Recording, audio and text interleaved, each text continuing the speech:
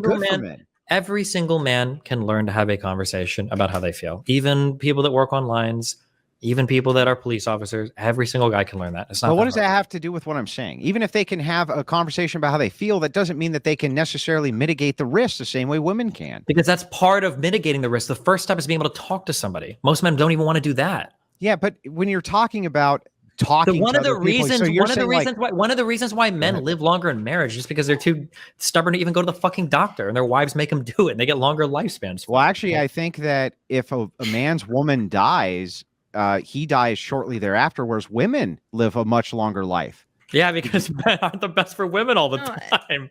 No, that's not the case. I think that it's a heartbreak issue. That's what they're looking at. I'm just saying that men that are married have so many better outcomes. When you're talking about risk, men have to take risk, whether they talk about taking the risk or not.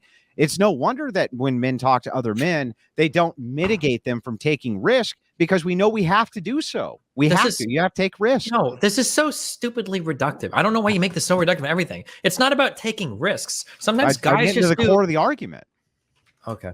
It's reductive to the point of absurdity. How is it absurd?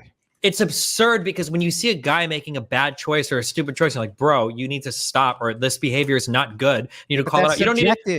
It's not subjective. If your friend is addicted to fucking crack or something, no guy is like, well, it's intrinsic in a man's life. Those are outliers, bro. Those are outliers. When you're talking about, no, that's exactly what you're talking about. Things like substance abuse. No, hold on. Drug abuse and substance abuse are like one of the big things associated with like fucking suicidality and shit. Yeah, sure. But if your friend comes to you, on the other hand, like with women who say, look, I'm unhappy with my relationship and my job, they might get all kinds of support saying, look, you don't need to really take much risk, stay where the safety zone is. Whereas if men go to their male friends and say, look, I'm thinking about starting a business, okay, and I have X amount of money saved, and that's what I'm going to do. It's highly risky. I'm talking.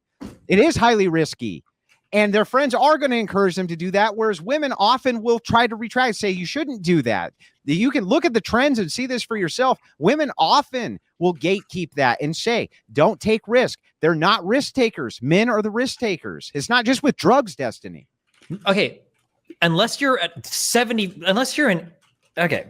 All risks are not the same. The risk of starting a business does not mean that you have to risk dating a girl with BPD who stabbed 3 men. But a woman will go on a date with stop using debate bro terms. Just listen to what I'm saying instead of being upset. I am You're listening. Smuggling in, you're begging, I've been listening the whole night, but I don't want you to straw man me. I'm not. Your argument is that the same type of risk that makes a man start a business is the same type of risk that makes him make any other number of stupid decisions in his life. That's not my argument. I'll repeat it. Andrew, nobody understands your argument. I don't know. I'm too stupid. Except everybody who does. But listen, I'll repeat it. Can anyone else on this panel summarize the argument? So I messed it up. I want to hear if anybody else got it. I'm sorry. I bet you Sartain can. I bet you Sartain can do it. Sartain, tell me. So Sartain, it sounded fucking annoyed at his fucking voice to even listen to what he's fucking saying.